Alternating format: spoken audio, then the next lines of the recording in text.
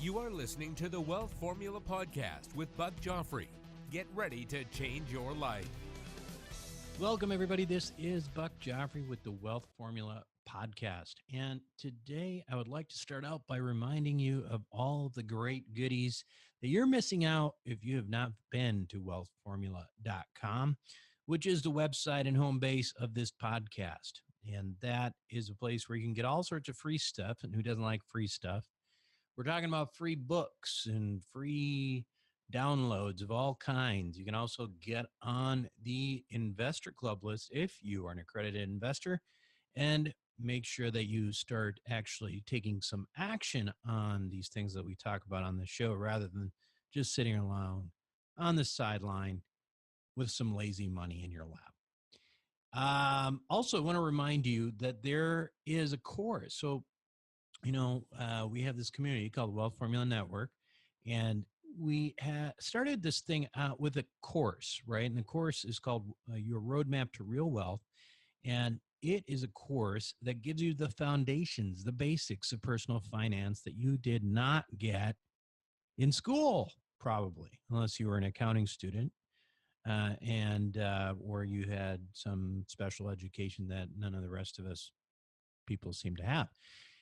Anyway, there's a ton of information on there with some high-powered attorneys and tax people like Kevin Day and Tom Wheelwright and Ken McElroy, real estate guru himself, Dean Graziosi, etc. Check that all out at wealthformularoadmap.com. Now, that's only the beginning, though, because once you sign that up, that's the foundation, right? Then you have got the community, a Wealth Formula Network, which has an active Facebook community. It also has a biweekly mastermind call, which is a big favorite with people who are, who are members, and also an extra portal on which we post various content, such as recorded phone calls, for example.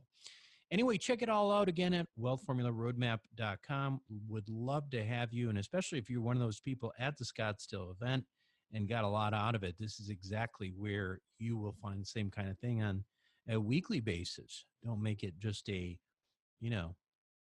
biannual, whatever, whenever we do meetups kind of thing. So, so let's start, let's talk a little bit about today's show. When you're in this world of the podcast, the alternative podcast world, and I think I'm part of that alternative investment podcasts, right? You hear a lot of people talking about real estate, and I don't consider myself just a real estate podcast. I'm in a personal finance podcast, really, for people who've got a little bit of money. We're not talking about getting out of, cubicles, et cetera, stuff like that. We are here talking about investing. And then once in a while, though, I hear on these shows, I'll hear people who are talking about great investments, but they're really talking about something different, right? I mean, they're talking about investments that are yielding 20% or more. And on the surface, they sound great. In fact, the yield part might actually be real. However, we're so ingrained in this investment world that we fail to see the obvious distinction that may not be so obviously disclosed by people who are selling a product. You see, there's a big difference between investing, right, and buying or starting a business. That's a big difference. A business is inherently riskier than investing in something like multifamily real estate or self-storage, things like, that are really just, kind of slow burn wealth creation type things. Now, why is that? Well, it's because businesses tend to have shorter lifespans to them and often get phased out over time by technology, or they just flat out fail. And I've got a couple of those failures under my belt, so I can tell you that is the case. I had one that lasted 10 years, I had another that lasted 3 or 4 years, and they did well while they existed, and then their time came up and they, rest in peace, right? But it's not just the little guys like me. I mean, listen, big businesses get phased out all the time. Technology, the internet is phased out a lot of businesses. Remember just, literally 15, 20 years ago. Blockbusters, right? I mean, shoot, how many blockbusters you see around anymore? How about Sears, right? Sears was around for a while. And then for some reason, that catalog just stopped coming in the mail. And I think it might have had something to do with the likes of Amazon. And in the meantime, at the same time, you take a drive around Chicago or Boston. I was in Chicago for a long time. I was there in the 90s, and I've gone back recently, and those same buildings are still there. People are still living there, same place that I lived. And you look around and you realize that multifamily, these buildings, I mean, in Chicago or like in Boston or any of these older cities in New York, buildings that are over 100 years old are a dime a dozen. They are everywhere. See, the thing is, needing a place to live seems like a problem we can't solve with technology quite yet. Anyway, so when someone comes on a podcast and makes a comparison or makes some sort of claim about high yields and with investing in something, but they're really talking about a business, starting a business or buying a business, they're not being completely honest. You see, for all the reasons we discussed earlier, businesses are inherently riskier to own than assets like multifamily real estate or self storage. Now, don't get me wrong. I mean, I made all of my initial money starting businesses, not by just buying real estate and with no money in my hands. I mean, you can't buy real estate if you don't have any money. Like Robert Kiyosaki says, my businesses buy my real estate. And that is mostly true still. And the idea is therefore to take this explosive earnings that you get with a business, you may get really high returns. I mean, if you start a business, you could be getting 100% or more returns cash on cash in a year. And you take those explosive earnings and then you lock them into slow burning stable assets that create long-term wealth. And that is a very important concept that a lot of entrepreneurs don't understand either. The entrepreneur's trap, and I'm an entrepreneur, is to take that money and dump all of it back into his or her business. Now, I've been actually guilty of that before early on, where a disproportionate amount of money that was being made from a business I own was going into growing a business bigger and starting other offices, et cetera. And I got burned. And knowing what I know now, it pains me to see others do that. So if you're out there and you're dumping all of your money back in your business to grow the same business and aren't taking anything out to invest in other stuff, be forewarned. I'm telling you right now, it's a mistake I've learned the hard way. On the other hand, if you've never owned a business, it might be worth something, to give a shot. I mean, starting a business from scratch is a little harder, and not everybody has the DNA for that. But you can buy businesses that are already working and already have a track record of making money. Just remember, though, that buying businesses can be risky too. So if you're super conservative, don't bother. The risk is baked in to the yield, right? That's why instead of getting 8 or 9 or 10% like you might with leveraged real estate, if you're buying a small business, you should be looking at getting at least 30-40% cash on cash returns. I mean, for the size of business that us we can afford. And we're not talking about Warren Buffett acquiring a railroad or something like that. But beyond the higher returns, you should also have a number of tax advantages that come with owning a business that you should consider as well. Anyway, I think it's worth considering. But if you are one of those people tempted by the idea of getting into business ownership, but don't really want to bet the farm on it, I think you're going to like this week's Wealth Formula podcast because it is it's from a guy. The discussion is with a guy from a business called Empire Flippers, which is essentially a broker for online businesses. Now, remember, one of the big problems and barrier to entry and risk, frankly, to brick and mortar business is expense and overhead. But online businesses can have, fairly low expense to get into and, can have pretty much minimal to zero overhead. And at the same time, if you do it right, they can have substantial upside. Anyway, that should be enough to pique your interest in this week's show, which we will have right after these messages. Welcome back to the show, everyone. Today, my guest on Wealth Formula podcast is Greg Elfrink from Empire Flippers. Empire Flippers has helped buy and sell over $50 million in online businesses. It's an Inc. 5000 company and the number one curated marketplace for buying and selling established, profitable online businesses. Greg, welcome to the show. Yeah, thank you so much for having me, man. I really appreciate it. Yeah, so let's kind of start out with, why an investor should consider buying an online business, particularly if this is not really their world. Why would you do something like that? Yeah, so I would make the argument that commercial real estate or stocks wasn't initially your world either, right? When you started off in your investment career, as to why you might want to do online investments, like an online business versus say another stock investment or another real estate investment, is really the ROI potential. So if you look at let's say a real estate rental at $100,000, just make everything easy. That you're putting like 20% down on it. When it's all said and done, that $100,000 investment might be cash flowing you like $600 to $800 per month, and that's before you start taking like the taxes out, possibly a HOA, like homeowner association out, the money you have to save for a rainy day when you eventually will have to fix the roof, all that kind of stuff.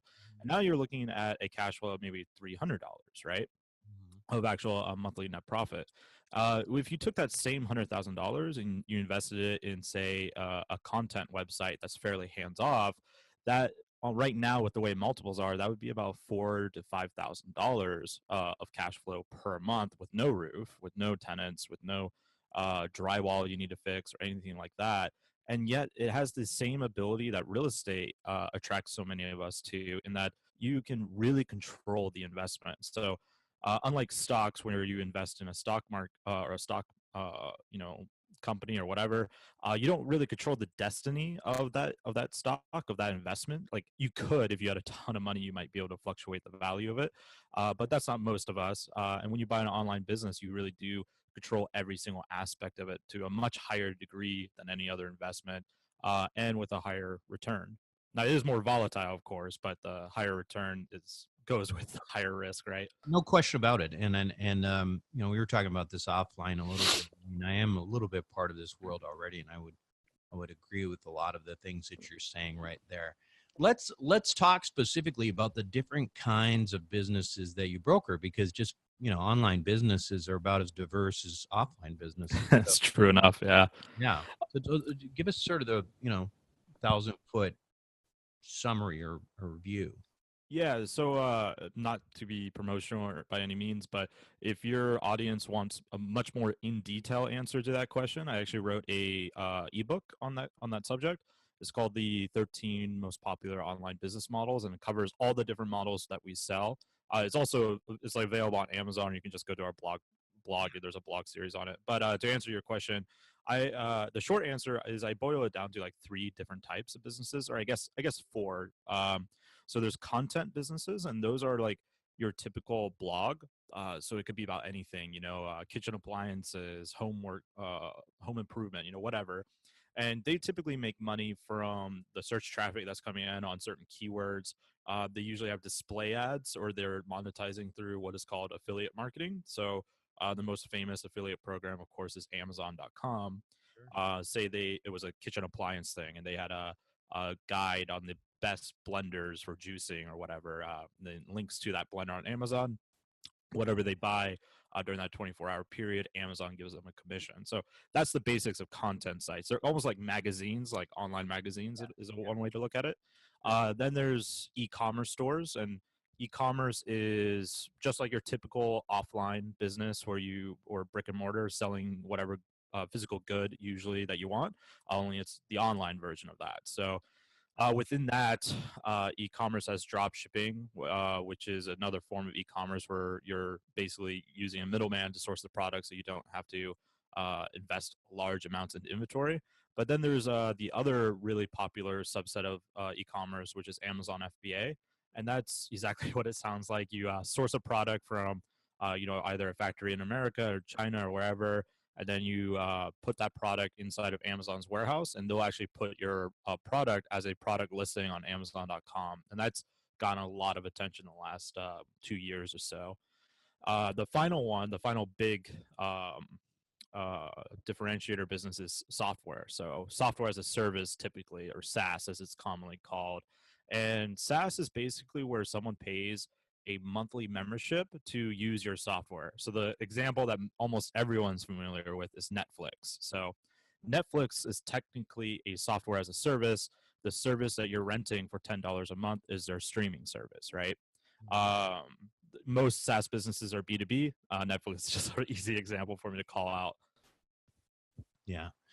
Um, one of the things that when you're talking about some of these things that occurs to me as someone who kind of, like I said, I am in this world, so I get it. But when you talk about blogs and affiliate marketing, or you talk about, drop shipping, or specifically software, some of these things actually require a fair amount of work, right? I mean, you're gonna, if you buy a blog, you're not gonna just leave not write anything for a year. You're going to have to write something with drop, even with software, especially, you're going to be probably Yeah, mm, software is probably the more intensive of them all. Yeah. right. So are there opportunities for people who are purely, or very close to passive, who are not necessarily that technical? Absolutely. So one thing that we've seen, especially in the last, I'd say, year, is these investment funds starting to get created, where these people, they'll raise money, and often the person raising the money is also the person that's good at making the deal happen in terms of acquiring the business. But they'll raise money from investors, and then they'll also employ what we call the operator that operates the actual business. So they pay the investor a dividend. Now, those aren't so commonplace where I can just tell you where to go to, sign up for that. But if you are an investor listening to this and you're like, hey, I really want that aggressive ROI, but I don't necessarily want to do the work, and I'm kind of afraid that I can't do the work. What I would tell you to initially start off with is probably a content site, because those are usually pretty hands off once they get going.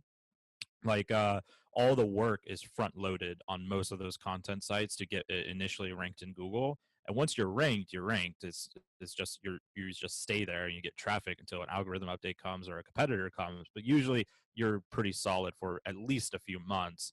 And you can kind of get your feet wet easier that way into the online business world. The other thing I would really suggest for investors, if you have the capital and if you have a skill set, say managing people or delegation, then you are already like 99% more skilled than the average internet business buyer. And that skill set will like you might have to take a little bit of the ROI off the table to hire someone to operate that business. But the skill set of delegation is one of the most powerful skill sets when it comes to making money with online business, in my personal opinion. Right. So that's some like mindset shift that might be help some investors.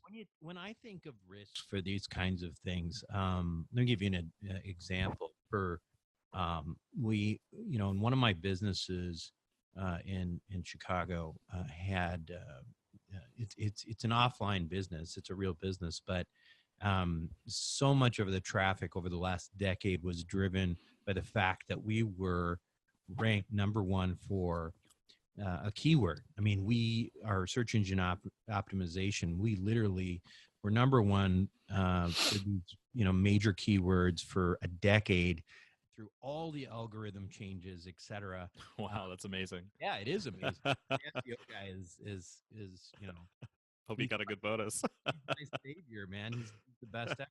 And then the most recent update that we had, it was called Medicus, and it affected medical sites in particular. Mhm. We got hammered out of nowhere. And so for a decade, we were number one, absolutely killing it in terms of organic traffic, which is obviously super cheap, right? It's free. Yeah. And then we went from there to all of a sudden paying for every bit of our traffic.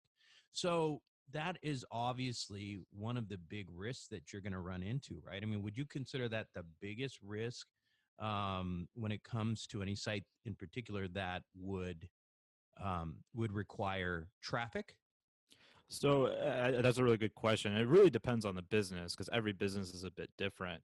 The first thing I would say about risk, so if you compare it to apples, like real estate or stocks, even if you buy a site and it's only profitable or like 80% of the profit falls away in like 6 to 7 months, the chances of what you're making even after that cliff is probably still more than the other investment all in. So like you have a lot more room for failure in that case.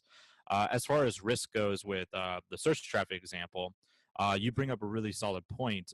Most online businesses, at least that we see on the sell side, they typically have what we call a critical point of failure, and that critical point of failure changes based off the business model. So on a content site, is usually SEO because you don't control Google, right? If they do an algorithm update, you could be screwed, or maybe you're the one who didn't get screwed and suddenly you're just skyrocketing through, right? But either way, you don't control it.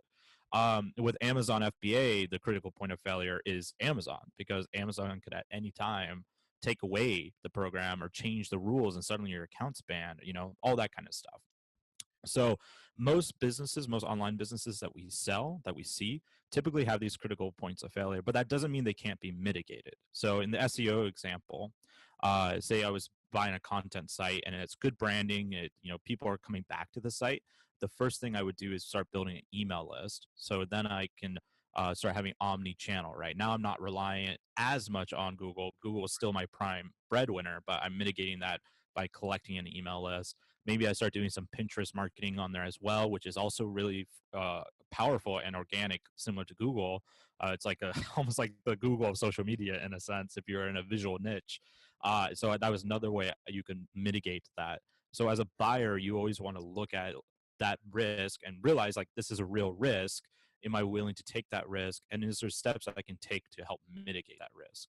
So that's my answer there. No question, and I think to the extent that these are, and you've acknowledged that these are highly volatile businesses, and so what you also talked about is the the because of that you're getting high, you tend to get higher cash on cash returns early on.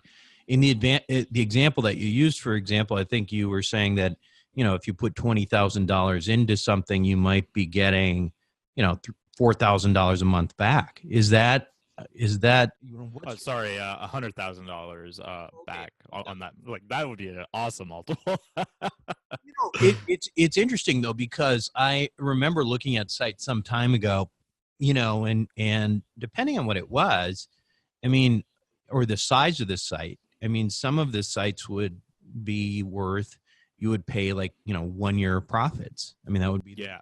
the site. So that's a cash on cash of basically 100%, as long as nothing changed, so to speak. Right.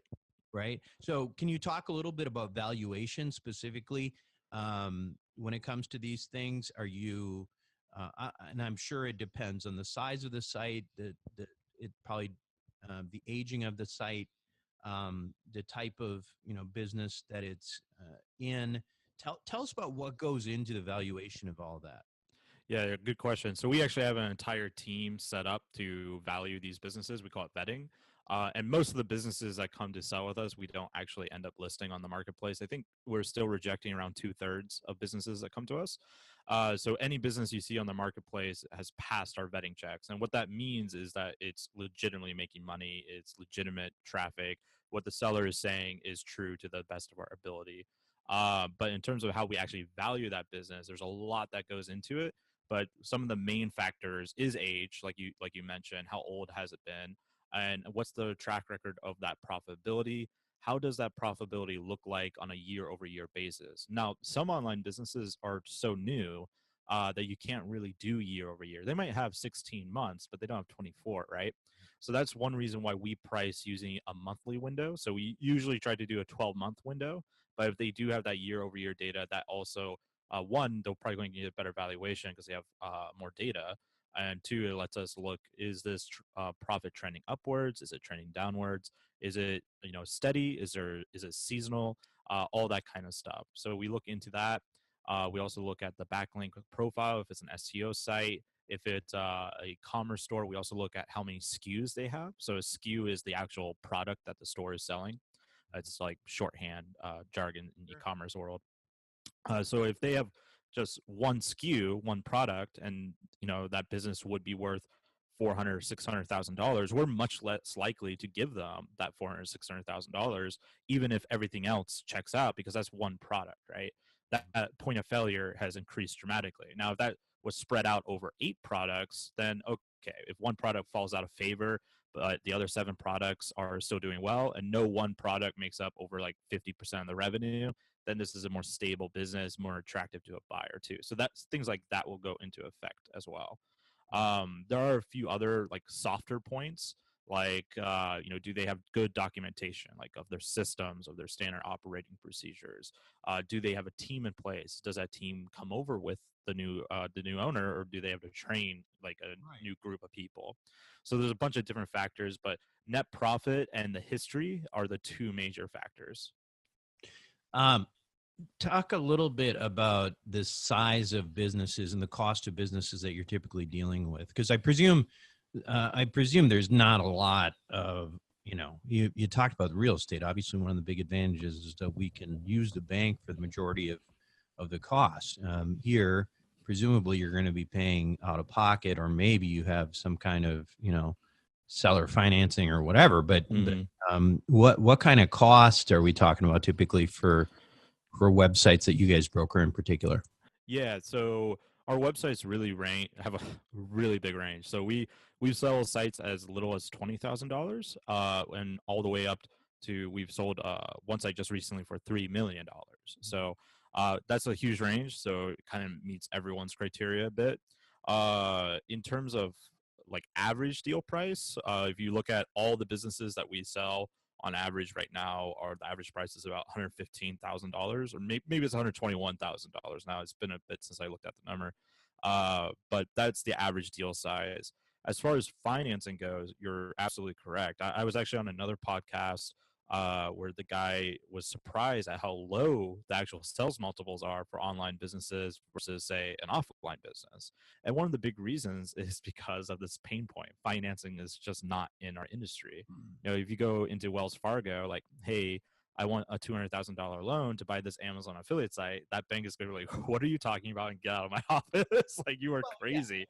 Just to put things into perspective, we look at the housing market, right? And people are buying houses that are, maybe 5 times what their yearly salary is, or something like that. If there was no ability to get debt, there's no way the houses would be priced that high, because no For one, sure. right? So it's a similar concept here. Debt inherently creates a significant bubble effect on any asset class, and here you don't really have that option. So you're seeing things that are in real time. So before we move on from the financing thing, I would like to mention there are some exciting things that are starting to happen in the space.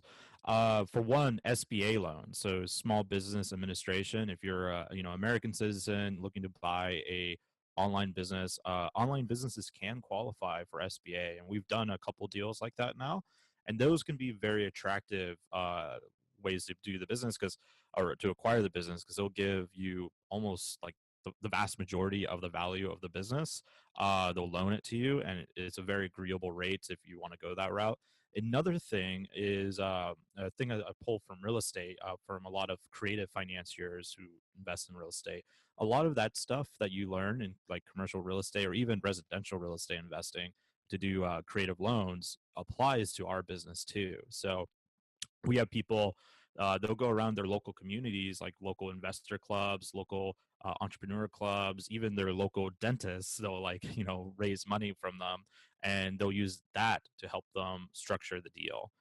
In terms of more creative financing, if you're the buyer, the one skill set that can help you the most to get a good deal is understanding how to do deal structuring. So in our industry, if you ask for a seller finance business, say it was a $200,000 e-commerce store, you put down, I don't know, $150,000, and then the next $50K was an earnout over 6 or 8 months. you ask that, the seller is most likely not going to charge you any interest. So they'll most likely you're going to get a 0% loan on that earnout right there.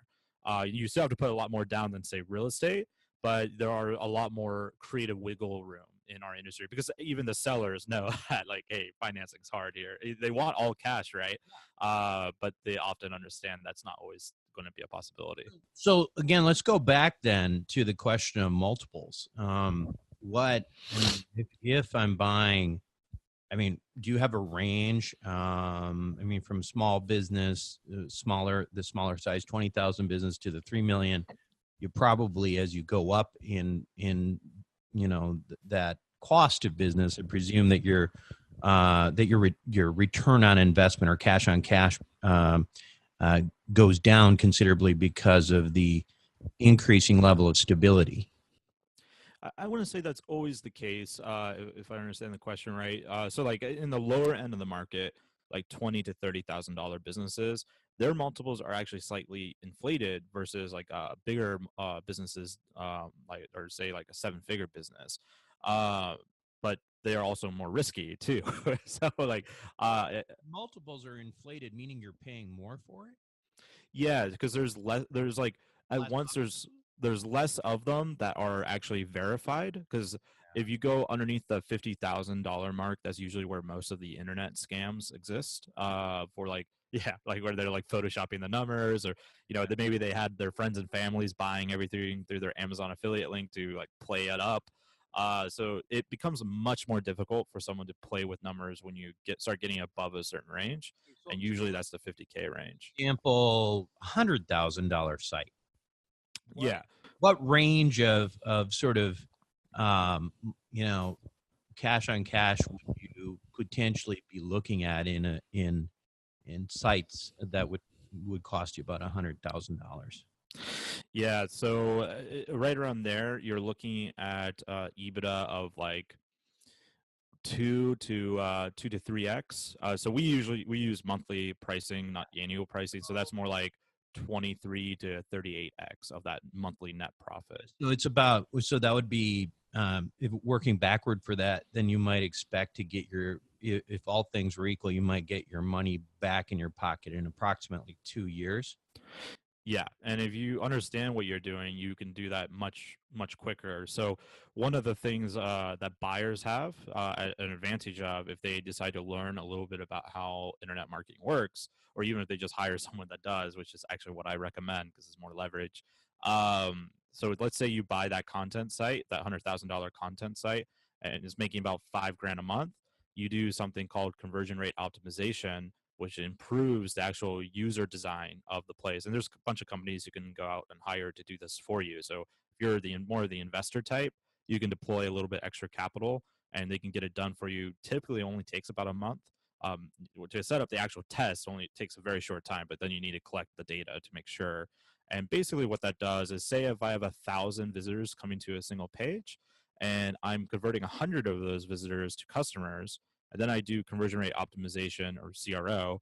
Now that same 1,000 visitors, I'm converting, let's say, 200 people to customers. Everything else is the same.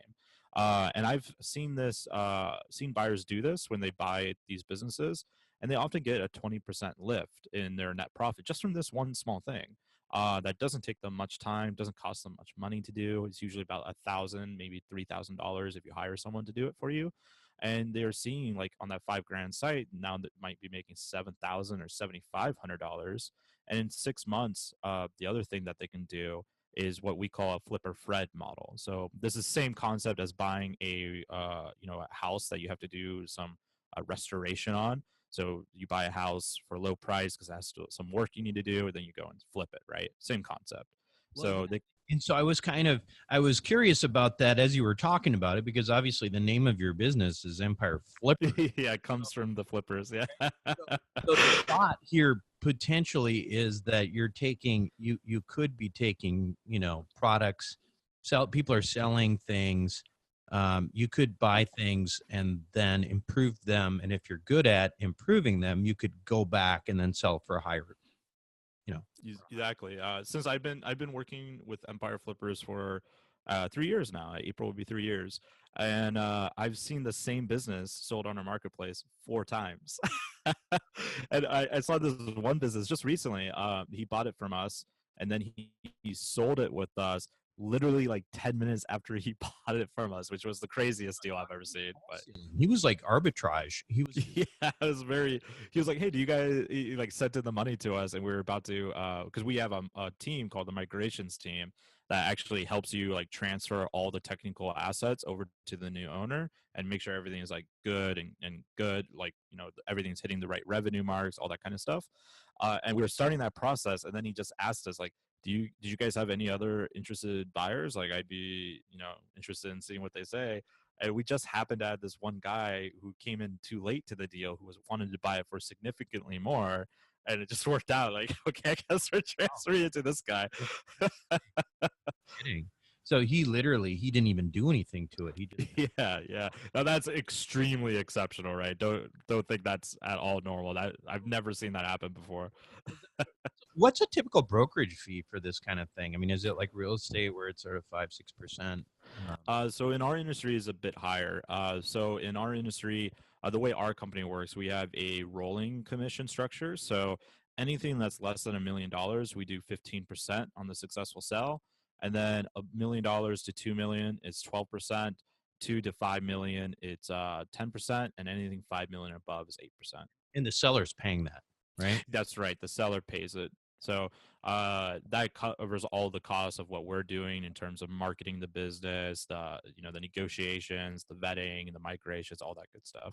One of the things that comes to mind for me is, what else can you do besides flip? And obviously you mentioned a few things, which was, okay, well, maybe this is just one, portfolio kind of thing that you can add that if you're even a little bit tech savvy, might not be that hard to do. Do you also see sometimes people using these sites to jumpstart other businesses that they have? Absolutely. So that's actually a buyer persona of ours, just like Flipper Fred is. Yeah. So that one we call Strategic Sally. We have all these great names. So the Strategic Sally buyer, a good example of how that might work is, let's say they had a fitness e-commerce store, right, selling jump ropes and a bunch of other fitness accessories, and then they buy a content site that's all about getting in shape. So now these two things, they can play off of each other, right? The e-commerce store can give some backlinks. The e-commerce audience can be used to turbocharge the content site's audience. But at the same time, the content site, when they have their best jump rope guides, you can put your product right there, right? The email list for that content site, you can send them over when you have deals on your e-commerce store. And if you started in another business, say a fitness coaching business, then you have the triumvirate there, right? All three of them are helping build on each other. And the coolest thing about Strategic Sally is if you're the seller that happens to get lucky to find a strategic acquirer like this person, they'll often pay you a lot more money than the average buyer, because for them, they're seeing how this can amplify all their other assets. So they're often willing to pay a higher price to make sure they get the deal. Got it. So let's talk about the site itself, your site. When you go there, and it's, I presume it's empireflippers.com. That's correct, yeah. That in the show notes as well. When you go there, can you literally, how does it work? I mean, is it like an MLS where I can search for businesses, and if I'm interested, I click on it, and then, you guys kind of contact? How does that work? Yeah, so MLS is a good analogy. So you go to our marketplace, so empireflippers.com/marketplace, and you'll see all of our current listings for sale there. And there's a few filtering options you can do, like based off monetization, based off price points. There's a few different things you can do. And that's something we're going to be improving upon down the road with this new platform we're building. So the filtering options will be getting even better for buyers. But let's say you see a e-commerce store that you really like. You like the niche. One thing we don't do is we don't give away the exact niche, because we try to protect our sellers. So if it's a jump roping site, we might say fitness site, right? And if you're interested in learning more about that business, we show you the P&L. So you see the profit and loss, you see the traffic statements, all that kind of stuff, and an overview of what the business actually is. But when it comes time to do your actual due diligence, there's two ways to get deeper information on that business. So you can either make a deposit. So a deposit is just a 5% refundable deposit. Even if you buy the business, we actually refund the refund the money because we only accept bank wire as actual payment. So it's always refundable. And the reason why we have that set up is literally just to get rid of tire kickers and copycats, all that kind of stuff. Right. You'd be amazed at how few of them actually will make a deposit, even though we say it's refundable. Sure. But the other way that you can get more information on that business is by scheduling a call with our team of business analysts and tell them, hey, I'm interested in this listing. And usually, if you're a new buyer, the business analyst will talk to you a bit before they show you the listing. They'll ask you some questions, understand your criteria, and kind of really what your goals are, right? Like, what kind of buyer are you to make sure that this listing is actually correct? Because if you say like, hey, I'm interested in this software business, and then they started talking to you and you have zero coding technology, like zero coding knowledge, zero management knowledge, never even done anything in the online business space, our team might say, well, you might not want to buy that software business just yet. There's this other business that actually matches your criteria. So we'll consult you on that. But once you get the due diligence information from the business, we give you the domain so you can see the site, you can see everything about it. You can start asking any questions you want with us. We'll answer all of those questions.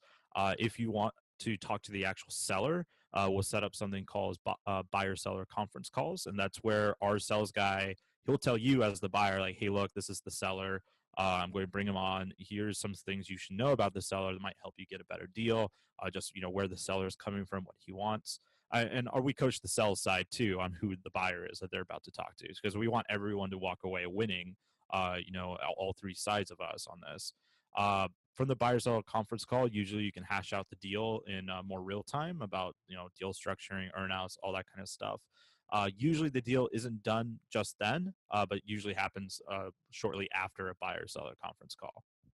Got it. So, and then for, as you mentioned, talking a little bit about, what your interests are and stuff, do you, in the same way that a buyer's broker might, kind of, if say somebody's interested, but they don't really know like specifically the type of business and do you ever do like consultations with people and say, well, what are you interested in? What's your price point? And if something comes up, we contact you. Do you ever do things that way? Oh yeah, all the time. So there's two caveats on that. One is that often when a buyer comes to us with a request like that, usually they're asking for such a specific business that is unlikely we're ever going to get it. Like, hey, I'm interested in flower pots made out of clay that is a e-commerce dropshipping model. Like, okay, we're never going to contact you. Most likely, if you like 1 in a million chances, like that's very specific business comes across. But what we do recommend is what we call a criteria discovery call, which goes back to what I was talking about earlier, where we really consult you on, well, what are your plans? What do you want to do? What are your current skill sets? Or what kind of skills are you wanting to acquire? All that kind of stuff. And we'll create a framework for you, almost a due diligence framework for you, where we take over the first step for you. Like, hey, this hits 7 out of your 10 targets. I think you should give it a really good look, because the three points that don't hit your targets, I don't think you're going to care about that much because of X, Y, and Z. Things like that. How long have you guys been in business? So we've been officially Empire Flippers since 2011. We saw some meteoric growth in the last 3 years. We started off pretty small. We actually were initially just selling our own sites. And what happened was we were blogging about it, and a lot of people in our audience were like, hey, would you mind selling my site too? Because you guys have this audience, I'll pay you a commission. And that kind of what led us to here today. Yeah. Fascinating stuff. So again, the site is empireflippers.com. There's a book there as well that you can download? Yeah, so it's just a small little ebook. It's meant especially for people just getting started, to explain the different business models that are out there.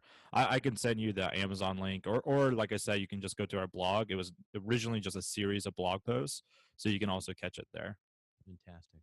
Well, listen, Greg, it was really good talking to you today, and thanks for coming on Wealth Formula Podcast. Yeah, thank you so much for having me. Hopefully your audience learned a few things, and they can always reach out to me, by the way, just greg@empireflippers.com if you want to contact me. Great. We'll be right back.